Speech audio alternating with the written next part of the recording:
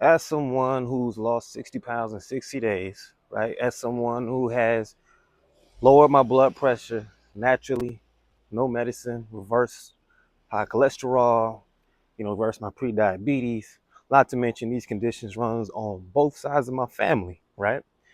As someone who was able to accomplish all of that with no medicine, I'm going to share with you the 3 steps I took to reset my gut health, right? Because that was actually the key.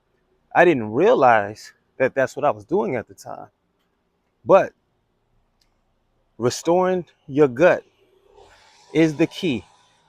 It's so powerful, right? Like many people don't understand that we have a brain there, right? We actually technically have 3 brains: the brain in our head, our heart is considered a brain technically, and we have our gut brain. Over 100 million neurons in your gut.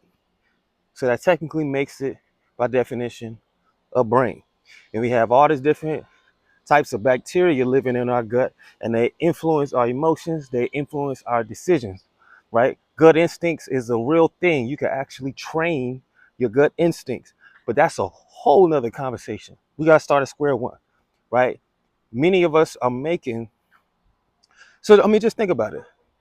There are like some as simple as sticking to a diet. In your head, you know that you shouldn't do certain things or you need to do certain things, but you can't bring yourself to do it. That's because one brain, let's turn around this way.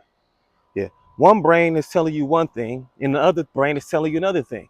And the brain that keeps overriding everything, the brain in your gut keeps overriding the brain in your head.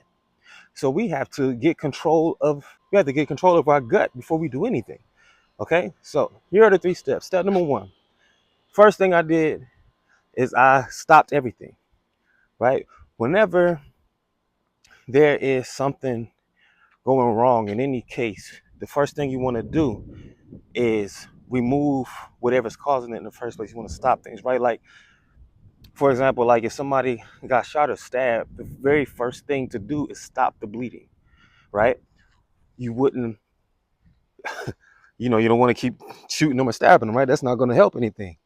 And in the case of eating, you don't know the bites that you're taking that are the gunshots as opposed to anything that can heal you. So just stop everything altogether. I didn't eat anything for 3 days straight. Okay, all I did was drink water for 3 days and fed my mind to understand what I need to feed my body. Okay, that's key. That's actually very key. And then when I understood that, I knew I had to really flood my gut with all of the necessary things so I can create the environment I wanted to create. Right. So it's like if you want to start a garden with roses, you got to get your soil and the food for the dirt and your rose seeds and stuff like that. You can't start a garden full of roses with a bunch of sand and crystal glass and rubber bands or whatever random shit, right? You only put in, you gather all the necessary tools and resources to produce what it is you're looking to produce, right? So I only consumed and put in my gut all of the necessary nourishment my body needed to heal. That was step number 2, like 100%. And then from there, I respected my circadian rhythm. Okay, our body, the whole, our whole solar system, right, from the sun to the smallest entity on planet Earth, we all love a rhythm. We all operate in a rhythm. You know what I'm saying? The Earth takes 24 hours to spin. It takes 365 days and 6 hours to go around the sun, right? Uh, we are awake for 16 hours. We sleep for 8 hours. At least that's the way it should be, give or take an hour. We should be eating around the same times every day, sleeping around the same times every day, right? Okay. So we had to establish a rhythm and respect it. And the thing when it comes to eating, you especially want to okay, so we talk about intermittent fasting, right? Like you hear of 16-8 or eating once a day, things like that. At minimum, I say 14-hour fast. Or I would say a minimum 13-hour fast. That's when you go to sleep and then you wait till the next day to eat. But also even in between meals. We don't talk about intraday fasting. We talk about like intermittent fasting from day to day, but we don't talk enough about intraday fasting. The amount of time in between each bite in the day. You need a minimum of 4 hours, 4 to 6 hours in between meals throughout the day to allow your migrating motor complex to do its thing. What does that do? It sweeps out all of the waste in the gut. It properly cleans the gut. You're not going to so you could be eating all the right foods and shit, but if you don't allow your body to do its thing to completely sweep the gut out to be ready for the next batch of food, you could still cause a problem.